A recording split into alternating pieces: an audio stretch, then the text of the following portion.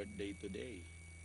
Gates open, they're up and racing. Dayang draws for your lead. Sheila Princess running by the rail. Scarlet, Sky Terror racing in third. Moving up to take fourth by the rail. Cool Turner joining them is Nice and Easy Yotero running second last and a long way back to Batang Aplaya.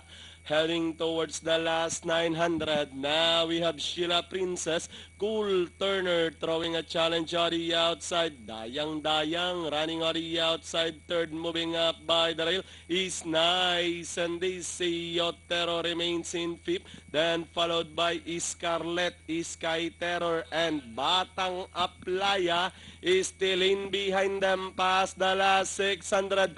Cool Turner by about 3 lengths now. Running now in second on the outside. Dayang moving up is Scarlet, is Sky Terror. Sheila Princess is by the last. They turn for home. Cool Turner still leading the field. Dayang is on the outside. Sheila Princess in between runners. Nice and Easy by the rail. Scarlet is Sky Terror with the last 75 meters more to run. Cool Turner now draws away by 4 and finally Cool Turner second close between Scarlet, Sky Terror, Dayang. Then comes Sheila Princess took fourth.